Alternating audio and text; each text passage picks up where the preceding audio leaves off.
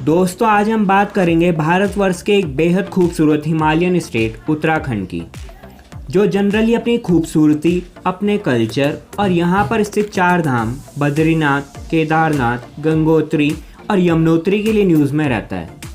पर इन दिनों ये ट्विटर पर चल रहे हैशटैग उत्तराखंड मांगे भू कानून की वजह से सुर्खियों में बना हुआ है।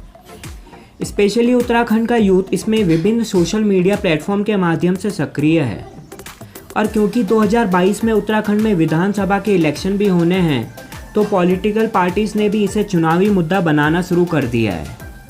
तो चलिए दोस्तों, आज इस वीडियो में हम बड़ी ही आसान भाषा में समझेंगे कि आखिर भू कानून क्या है, इसका इतिहास क्या है, लोगों को पुराने भू कानून से क्या परेशानी है, भू कानून को लेकर लोगों की क्या मांगे हैं और क्यों उत्तराखंड के लोग हिमाचल प्रदेश जैसा भूमि कानून चाहते हैं। इसके अलावा मैं आपको एक और मुद्दा बताऊंगा जो उत्तराखंड के लोगों के लिए भूमि कानून जितना ही इम्पॉर्टेंट है और जिस पे लोगों को ध्यान देना चाहिए, क्योंकि ये भूमि कानून वाला मुद्दा उत्तराखंड के फ्यूचर के लिए बहुत इम्पॉर्टेंट होने वाला है। तो इस वीडियो को इतना शेयर कर दो कि ये उत्तराखंड के घर घर में देखा जाए, ताकि बच्चों से लेकर बूढ़ों तक सभी को भूमि कानून के बारे में पता चले। तो चलिए शुरू करते हैं। रुको जरा, सब्र करो।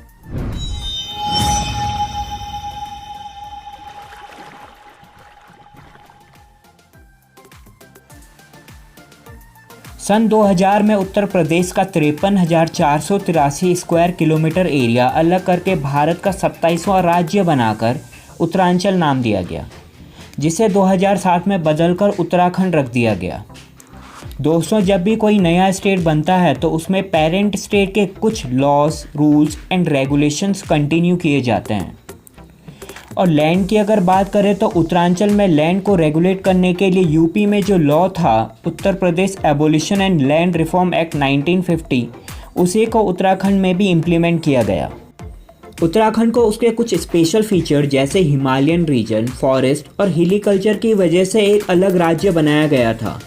और इन्हीं सब फीचर्स को प्रोटेक्ट करने के लिए लोग यहाँ पर लैंड लॉस की डिमांड करने लगे, क्योंकि लोगों को डर था कि अगर यहाँ लैंड प्रोटेक्ट नहीं किया गया तो बाहर के लोग आके एग्रीकल्चरल लैंड खरीदकर नॉन एग्रीकल्चर और कॉमर्शियल पर्पस के लिए यूज़ करेंगे, जिससे यहाँ पर पॉल्यूशन बढ़ेगा और धीरे धीरे यहाँ का कल्चर एक्सटिंक्ट होना शुरू हो जाएगा। सन 2003 में लोगों की ये मेहनत रंग भी लाई जब सरकार ने UP zamindari abolition and land reform act 1950 में अमेंडमेंट यानी अध्यादेश लाया, जिसके तहत कोई भी बाहरी पर्सन जो उत्तराखंड का मूल निवासी नहीं है, वो उत्तराखंड में 500 स्क्वायर मीटर से ज़्यादा एग्रीकल्चर लैंड नहीं खरीद सकता था, जो वास्तव में काफ़ी कम था। पर लॉ में कुछ लूप होल्स थे। इसमें यह डिफ़ाइन नहीं किया गया था कि कोई पर्सन ज़मीन कितनी बार खरीद सकता है, और इसी लूप होल्स का काफ़ी लोगों ने खूब फ़ायदा उठाया, जिसमें 2006 में दिल्ली के एक इंडस्ट्रियलिस्ट का केस काफ़ी इंटरेस्टिंग है, जिसने टिहरी गढ़वाल में 500 स्क्वायर मीटर का लैंड कई बार खरीदकर टोटल 11 हेक्टेयर का लैंड खरीद लिया था। दूसरा लूप होल इसमें यह था कि 500 स्क्वायर मीटर वाली रिस्ट्रिक्शन अर्बन एरियाज में लागू नहीं होती थी। 2007 में फर्दर इस लॉ को और स्ट्रिक्ट करने और इन लूप होल्स को फिल करने के लिए इस लॉ में एक और अमेंडमेंट किया गया, जिसके तहत कोई भी बाहरी पर्सन अब 250 स्क्वायर मीटर से ज़्यादा एग्रीकल्चरल लैंड उत्तराखंड में नहीं खरीद सकता था। इसके अलावा UP zamindari abolition and land reform act 1950 में भी लैंड को प्रोटेक्ट करने के लिए एक क्लॉज दिया गया था, जिसके तहत किसी भी पर्सन के पास 12 एकड़ से ज़्यादा एग्रीकल्चरल लैंड नहीं होना चाहिए था।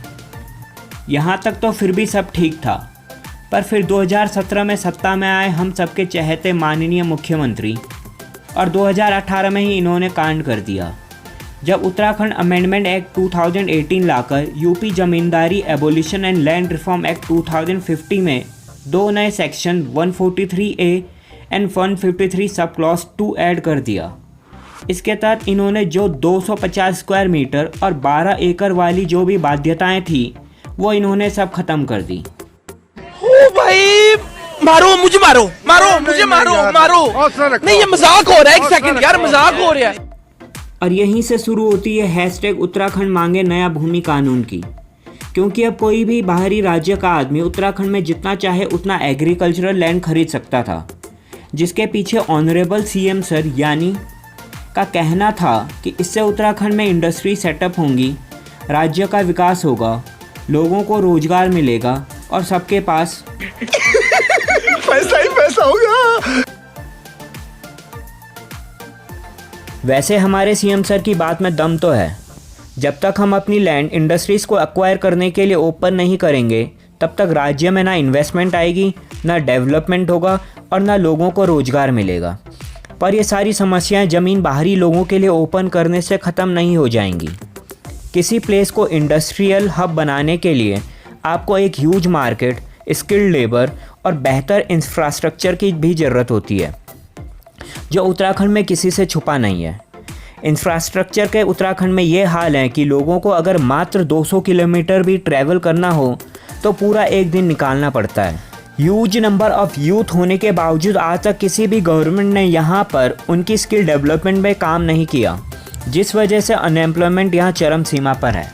यही सब देखते हुए यहाँ का यूथ चिंतित है कि अगर यहाँ की ज़मीन बाहरी लोगों को बेच दी तो वो लोग इसे commercial purpose, non agricultural purpose और फार्म हाउस बनाने जैसे कार्यों के लिए यूज़ करेंगे, जिससे यहाँ के कल्चर और एनवायरनमेंट को नुकसान पहुँच सकता है। तो गवर्नमेंट को अगर यहाँ पर इंडस्ट्रीज़ अट्रैक्ट करनी है तो पहले इंफ्रास्ट्रक्चर, स्किल डेवलपमेंट और ईज़ ऑफ डूइंग बिजनेस पर काम करना चाहिए। फिर जाके लैंड बाहरी लोगों के लिए ओपन करनी चाहिए, ताकि इसका डायरेक्ट फ़ायदा यहाँ के आम इंसान को भी हो। उत्तराखंड के लोग हिमाचल प्रदेश जैसे लैंड लॉ की मांग क्यों कर रहे हैं, इसे जानने के लिए हमें पहले हिमाचल प्रदेश के लैंड लॉ को जानना पड़ेगा। हिमाचल प्रदेश में एक लॉ है, Himachal Pradesh tenancy and land reform act 1972। इसके सेक्शन 118 के तहत कोई भी एग्रीकल्चरल लैंड को नॉन एग्रीकल्चरल पर्पस के लिए यूज़ नहीं कर सकता है। इसके अलावा कोई भी बाहरी राज्य का पर्सन हिमाचल प्रदेश में ज़मीन नहीं खरीद सकता है, पर वो कॉमर्शियल पर्पस के लिए लोकल्स को रेंट देकर ज़मीन लीज पे ले सकता है।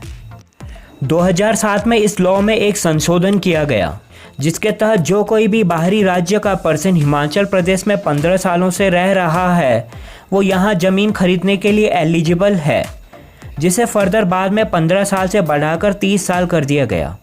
इट मीन्स अगर प्रेजेंट टाइम में आपको हिमाचल प्रदेश में ज़मीन खरीदनी है तो आपको वहाँ कम से कम 30 सालों तक किराए पर रहना होगा।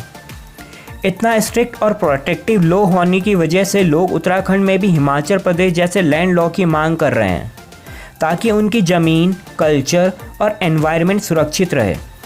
और जब बाहरी लोग यहाँ किराए पे रहेंगे तो इससे लोकल्स की इनकम भी बढ़ेगी। जहाँ जनता जनार्दन हो वहाँ पॉलिटिक्स ना हो, भला ऐसा हो सकता है? और फिर यहाँ तो यूथ इन्वॉल्व है, जो अच्छों को दांतों तले उंगली चबवा सकता है। और ये बात पॉलिटिकल पार्टीज़ को भी अच्छे से पता है, इसलिए इन्होंने अभी से 2022 के विधानसभा चुनाव के लिए जनता को लुभाना शुरू कर दिया है। कांग्रेस ने जहां अपने मैनिफेस्टो में कहा है अगर वो 2022 में सत्ता में आते हैं तो हिमाचल प्रदेश जैसा लैंड रिफॉर्म बिल उत्तराखंड में भी लेकर आएंगे, जबकि बीजेपी के मैनिफेस्टो के अनुसार वो पॉपुलेशन कंट्रोल और लैंड रिफॉर्म बिल लेकर आएंगे। अगर आप उत्तराखंड का लैंड डिस्ट्रीब्यूशन पैटर्न देखो तो एग्रीकल्चरल लैंड यानी कृषि भूमि टोटल लैंड एरिया का मात्र 12% के अराउंड है, जिसके लिए राज्य में इतना विरोध हो रहा है। जबकि उत्तराखंड का 60% से ज़्यादा लैंड फॉरेस्ट के अंदर आता है, जिस पे कोई ध्यान नहीं देता। हर साल उत्तराखंड के जंगलों में खूब आग लगाई जाती है, जिससे यहाँ प्लांट्स और एनिमल्स की कई प्रजातियाँ विलुप्त होने के कगार पर है। और ग्लोबल वार्मिंग तो इतनी बढ़ गई है कि जिन गांवों में 10 साल पहले 2 फीट तक बर्फ़ पड़ती थी, आज वहां बर्फ़ का नामो निशान नहीं मिलता है। अगर उत्तराखंड के लोगों को अपने कल्चर और एनवायरनमेंट को प्रोटेक्ट करना है तो पहले उन्हें यहाँ के फॉरेस्ट प्रोटेक्ट करने होंगे। आखिर उत्तराखंड अपने हिमालयन रीजन, कल्चर और खूबसूरत प्रकृति के लिए ही जाना जाता है, जो बिना फॉरेस्ट के ऐसा ही है जैसे सूरज बिना चाँद। माना कृषि भूमि बचाना बहुत ज़रूरी है, लेकिन जंगल के बिना कृषि भी तो अधूरी है।